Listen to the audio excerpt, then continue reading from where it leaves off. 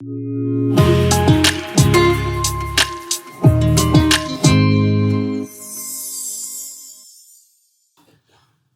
ce matin, on continue notre série Validée à partir de la lettre de 1 Jean.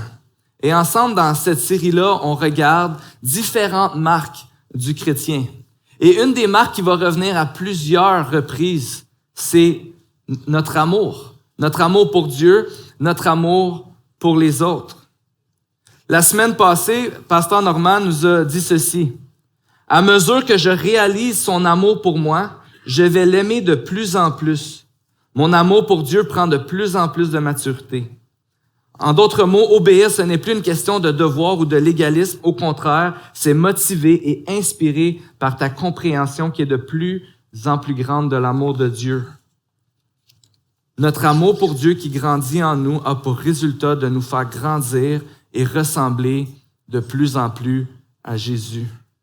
Et quand notre amour pour Dieu, pour Jésus grandit, ce qui va résulter de ça, c'est que notre amour pour les autres va grandir. Et c'est ce qu'on va voir ce matin dans le passage qu'on va regarder dans 1 Jean au chapitre 2. Vous pouvez aller dans 1 Jean au chapitre 2.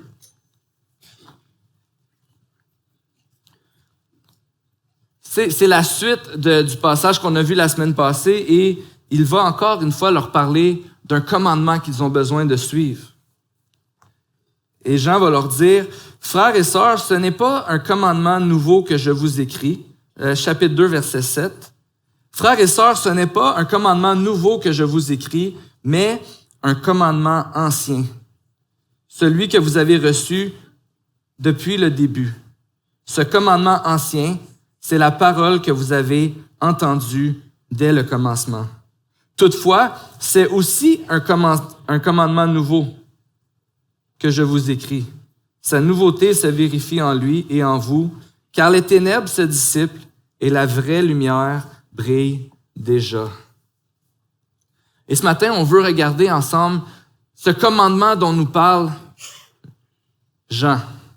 De quel commandement? Quel est ce commandement qui est à la fois un commandement ancien et à la fois un commandement nouveau? Et ce qu'on va voir, c'est que Jésus lui-même a dit à ses disciples, « Je vous donne un commandement nouveau. » Et c'est ce commandement-là que Jean est en train d'adresser. Ce commandement, c'est de vous aimer les uns les autres. Aimez-vous les uns les autres comme je vous ai aimé. Et Jean va faire il va parler de ce commandement comme étant à la fois un commandement ancien et à la fois un commandement nouveau. Pourquoi on parle d'un commandement ancien? Eh bien, parce que l'amour, c'est le fondement du message de Dieu pour chacun d'entre nous, pour l'humanité. L'amour, c'est le fondement du message de Dieu. Dès le commencement, Dieu va créer un monde qui est bon, où chaque être humain est en harmonie les uns avec les autres, où l'être humain est en harmonie avec Dieu, et tout le monde est créé à l'image de Dieu, des personnes d'amour qui sont capables de donner de l'amour, qui sont capables de recevoir de l'amour et qui aiment Dieu et qui reçoivent l'amour de Dieu.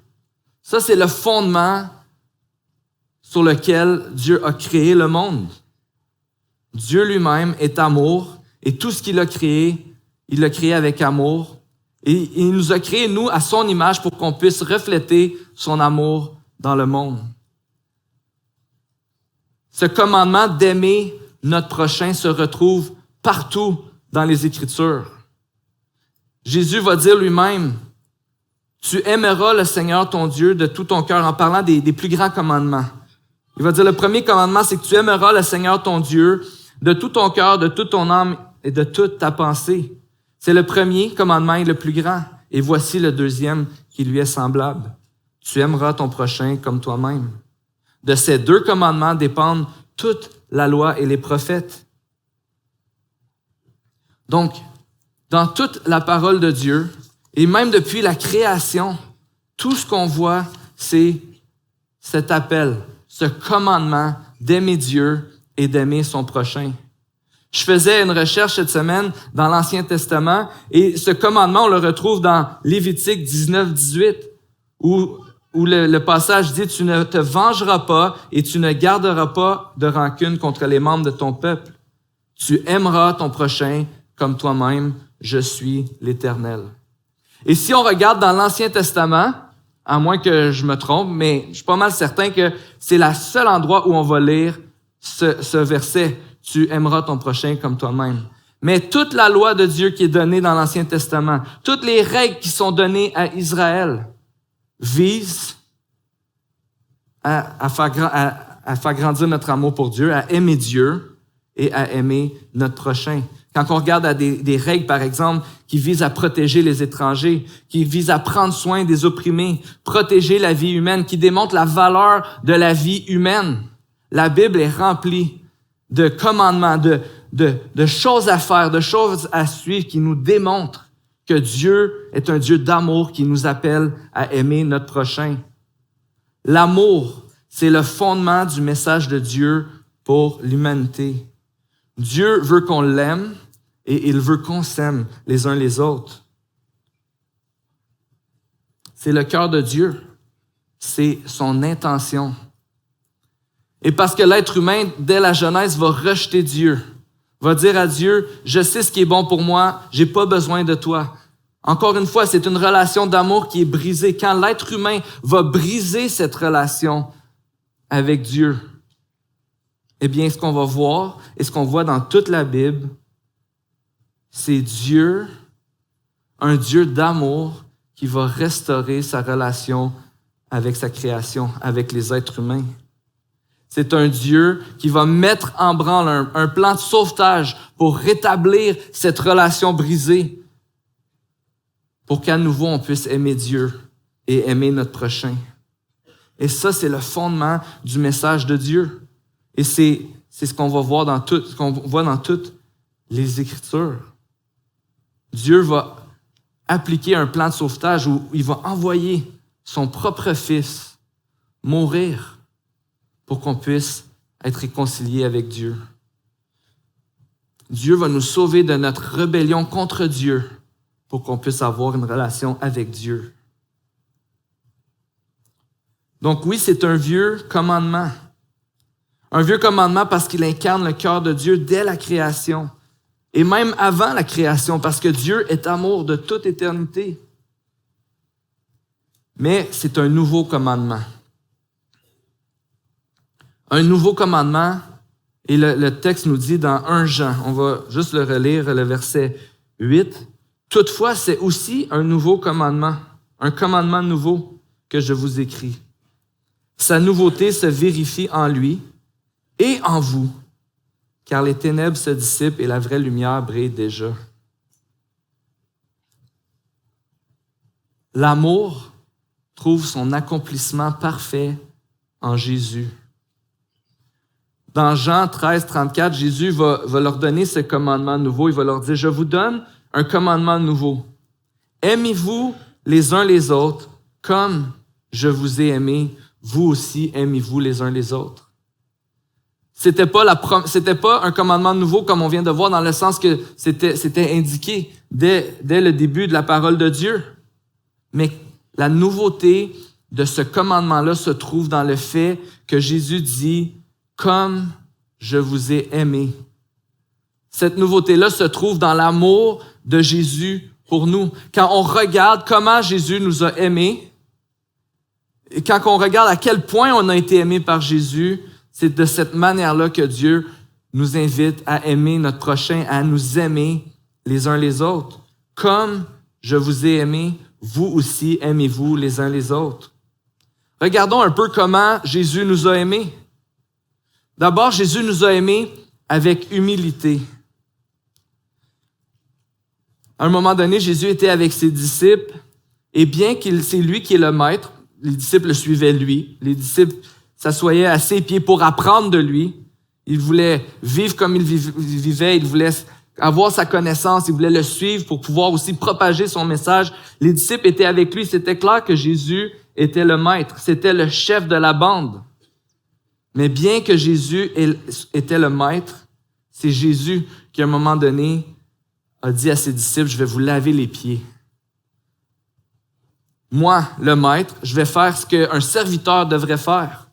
C'était coutume pour eux, en Israël, de se laver les pieds après un long voyage où il y avait beaucoup de sable, on marche, on est en sandales, on rentre dans la maison, les pieds sont sales, et Jésus dit, moi, je vais vous laver les pieds. Et dans ce moment où Jésus va laver les pieds à ses disciples, qu'est-ce que Jésus va dire à ses disciples? Il va dire, vous n'êtes pas plus grands que le maître. Si moi je fais ça, vous devez faire ça aussi. Vous devez vous aimer les uns les autres en élevant les autres, en servant les autres. L'amour de Jésus pour nous est la démonstration de la vraie grandeur. Quand on arrive à élever les autres autour de nous. Quand on est disposé à servir, à prendre soin de ceux qui nous entourent. Et pour prendre soin de nous, Jésus a dû s'abaisser. Il faut qu'on se rappelle que Jésus est venu, a accepté de venir sur la terre. Lui qui de toute éternité est en relation avec Dieu, avec son Père, qui était dans le ciel, dans l'éternité. Il vivait sans contrainte de temps, sans contrainte humaine, sans aucune contrainte. Il est Dieu qui vit parfaitement et qui a dû s'abaisser en quittant son royaume, son éternité. Il a quitté sa relation avec son Père. On va voir même sur la croix, il va se trouver seul. Et pour la première fois dans l'histoire de l'éternité, dans l'histoire de Dieu, Jésus va se trouver seul. Jésus a accepté de s'abaisser pour venir nous servir. Il s'est humilié. Il a fait preuve d'humilité pour qu'on puisse être servi, pour qu'on puisse goûter à son amour. Et ça, c'est une autre manière dont Jésus manifeste son amour. Jésus nous aime d'un amour sacrificiel. Parce que l'ultime service de Jésus pour nous, c'est de donner sa vie à la croix. C'est de mourir. C'est de donner sa vie. Jésus va même dire à ses disciples, il n'y a pas de plus grand amour que de donner sa vie pour ses disciples, pour ses amis. Jésus arrive et il vient nous servir, mais pas de n'importe quelle manière. Vraiment avec cette intention-là de « je vais payer le prix de vos péchés à la croix.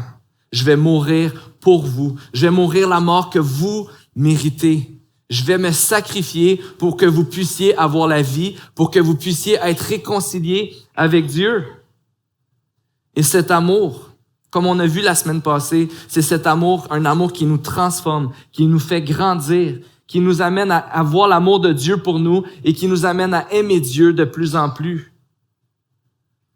Un amour qui nous transforme, un amour grandiose. En fait, cet amour se trouve parfaitement dans l'œuvre et la personne de Jésus. Mais ce qui est extraordinaire, c'est que cet amour-là, Jésus la déverse, il nous transforme. Et cet amour-là se manifeste dans son Église. La nouveauté de ce commandement, on pourrait dire l'efficacité de ce commandement, aimez-vous les uns les autres comme je vous ai aimé, se vérifie en lui et en vous, l'Église. L'Église est la preuve vivante que l'amour de Dieu fait une différence dans le monde. L'Église est la preuve vivante que l'amour de Dieu fait une différence dans le monde. Notre amour, non seulement pour Dieu, mais pour les autres, ça c'est la preuve que Dieu règne, que la lumière brille et que les ténèbres se dissipent. On peut lire justement à la fin du verset 8 que cet amour-là se vérifie en lui et en nous. Et à la fin du verset 8, on le voit, car les ténèbres se dissipent et la vraie lumière brille déjà. Les ténèbres se dissipent et la vraie lumière brille déjà. Voilà l'effet de l'amour de Dieu en nous et à travers nous. Les ténèbres se dissipent et la vraie lumière brille déjà. Il a fallu que je lise ce verset-là quelques fois, je vous avoue, quand j'étudiais cette semaine le passage. Il a fallu que je le relise. Et c'est pour ça que je le répète ici. Les ténèbres se dissipent et la vraie lumière brille déjà. Pour moi, c'est surprenant parce que quand je regarde le monde autour de moi, bien souvent, je peux me trouver découragé. Découragé qu'il y a beaucoup de gens qui croient pas en Dieu. Beaucoup de gens qui s'éloignent des valeurs de Dieu, qui mettent pas leur confiance dans les Écritures. Puis pour moi, quand je lis la Bible, quand je viens à l'Église, quand je parle avec d'autres chrétiens, on est ensemble et on veut adorer Dieu, on veut servir Dieu, on veut obéir à Dieu. Comme on a vu que l'amour de Jésus nous fait grandir en obéissance, mais parfois on regarde autour de nous et peut-être qu'on est découragé. Peut-être qu'on devient même un peu découragé à un point tel qu'on n'a plus beaucoup d'espoir. Peut-être même que ça va affecter si je vais partager ma foi ou non à quelqu'un. Parce qu'en quelque part, je crois pas cette vérité-là que les ténèbres sont en train de se dissiper. Peut-être que je dirais plutôt quelque chose comme les ténèbres sont en train de gagner sur la lumière. Notre monde s'en va de pire en pire, ça va pas bien. On peut avoir toutes sortes de réactions, toutes sortes de réflexions, puis mettre beaucoup de notre attention sur le négatif qu'on voit dans le monde en ce moment, puis avoir de la difficulté à croire que Dieu est encore en train de faire une œuvre. Et pour moi, ça me parle beaucoup. Parce que c'est sûr qu'il y a plein d'occasions d'être découragé, d'occasions même de se mettre en colère, d'être fâché. Mais si la parole de Dieu me dit qu'en ce moment même, les ténèbres sont en train de se dissiper parce que la lumière brille, et que la lumière brille par Jésus, effectivement, mais à travers son Église. À travers son Église qui est en train de grandir en amour pour Dieu, en amour les uns pour les autres.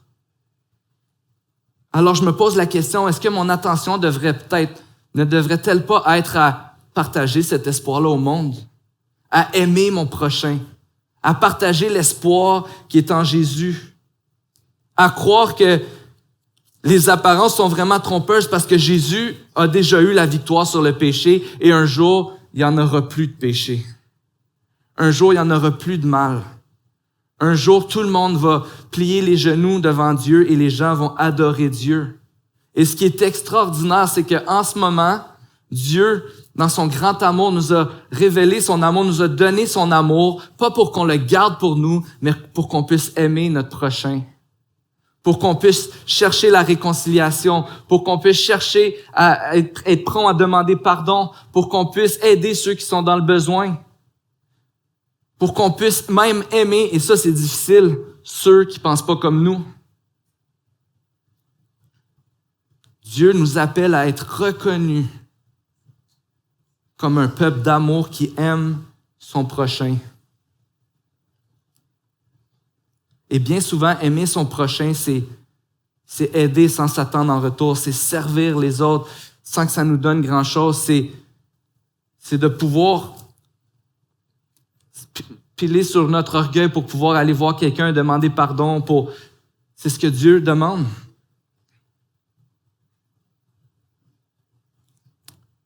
Mais nous avons besoin de croire que Jésus a la victoire sur le péché. Jésus règne et son règne est visible par son Église. On est la preuve vivante que son règne progresse. Parce que Jésus a d'abord transformé notre cœur rebelle jusqu'au point où on n'a pas su résister à son amour, où on a réalisé à quel point on était aimé. Je suis certain que chacun d'entre nous, si on regardait notre histoire un peu ce matin, puis on regarde en arrière, puis on pense au moment où on a rencontré Jésus, où Jésus est devenu notre sauveur. Si on regardait avant ce moment-là, je suis certain que personne ici ce matin qui est capable de dire « Si je suis ici, c'est parce que je le mérite. Si je connais Jésus, c'est parce que je le mérite. » Mais c'est parce que Jésus est intervenu dans notre vie. Le soir où j'ai donné ma vie à Jésus, je m'en souviens encore, comme si c'était hier.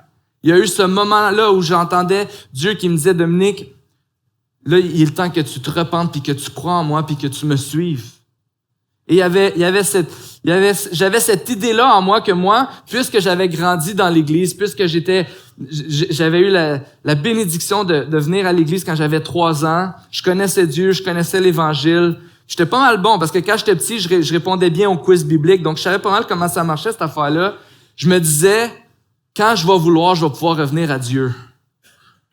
Mais ce soir-là, je sentais Dieu qui me disait, non, là, c'est le temps que tu arrêtes de vivre pour toi puis que tu commences à vivre pour moi. C'est le temps que tu me donnes ta vie. C'est le temps que tu crois en moi pour de vrai, que tu crois que tu es pécheur puis que je t'ai donné ma vie pour que tu puisses avoir la vie avec moi. À ce moment-là, j'avais l'impression d'être loin de Dieu. J'avais l'impression que j'étais extrêmement loin de Dieu et je me souviens d'avoir cette image-là de dire, je suis loin de Dieu, mais en un instant, Dieu a pris sa main, puis pour lui, c'était tellement pas si loin que ça. Puis il a dit, tu t'en viens à la maison. Pas parce que je méritais son amour, mais parce que Dieu m'a donné son amour. En un instant, j'ai goûté à l'amour de Dieu. Peut-être que je connaissais Dieu depuis 10 ans, depuis que j'avais 3 ans, mais à ce moment-là, j'ai goûté à l'amour de Dieu et je ne pouvais plus résister. On est la preuve vivante que son amour transforme et que les ténèbres se dissipent. Son règne est visible parce qu'on a goûté à son amour, mais aussi parce qu'il nous appelle à nous aimer les uns les autres, comme il nous a aimés. Comme on a vu dans le passage où quand Jésus parle à ses disciples dans Jean 13, c'est à l'amour que vous avez les uns pour les autres que le monde saura que vous êtes mes disciples. En fait, Jésus dit ça après Jean 13, 34. Il va dire le prochain verset, il va leur dire que c'est à l'amour que vous avez les uns pour les autres que le monde va savoir que vous êtes mes disciples. À l'amour que vous avez les uns pour les autres. Un nouveau commandement qui se vérifie par la manière que Jésus nous a aimés et par l'effet que son amour a sur son Église, mais aussi par l'effet que nous avons les uns envers les autres et que nous avons envers le monde.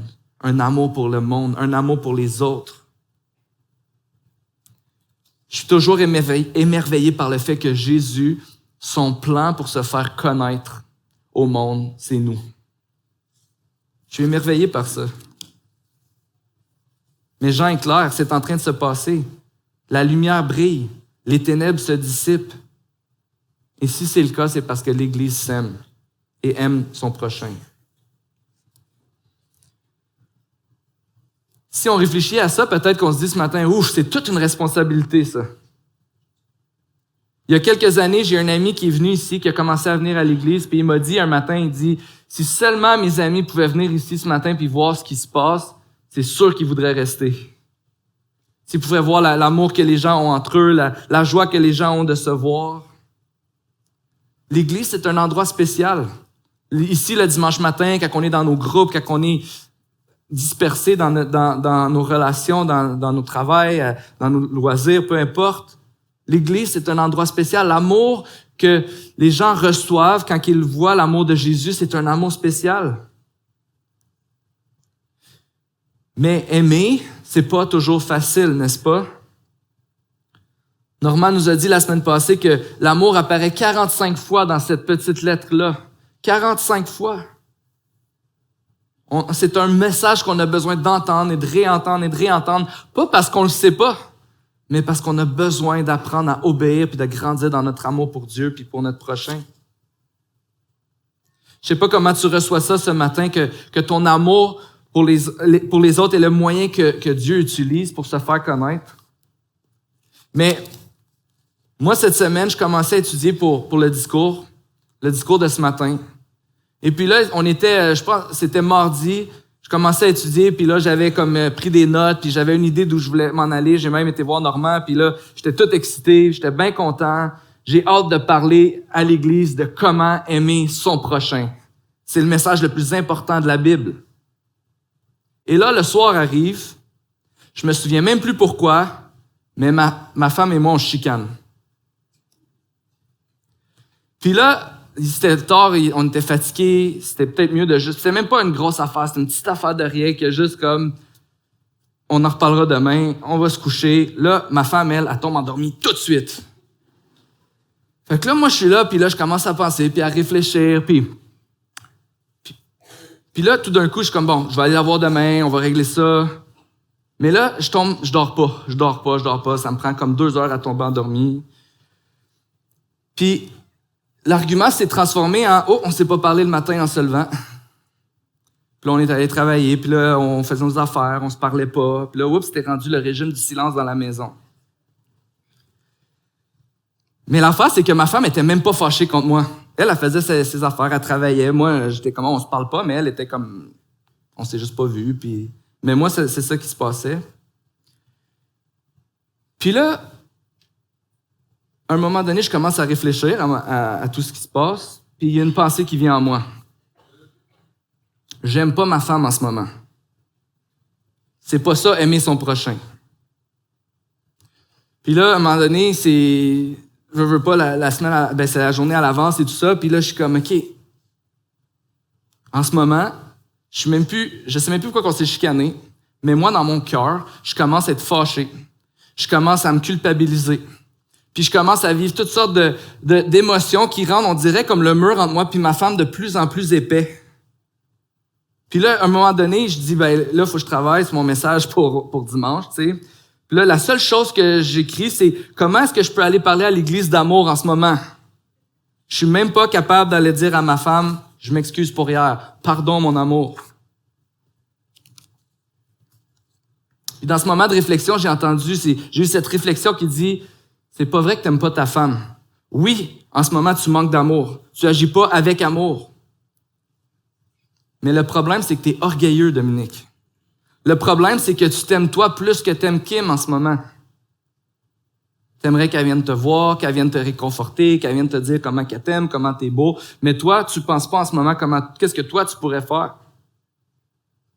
C'est pas comme ça que Jésus m'a aimé. J'étais convaincu que je devais aller dire à ma femme, je suis orgueilleux, je m'excuse pour hier. Puis quand j'étais convaincu de ça m'a pris un autre 3 heures avant d'aller la voir.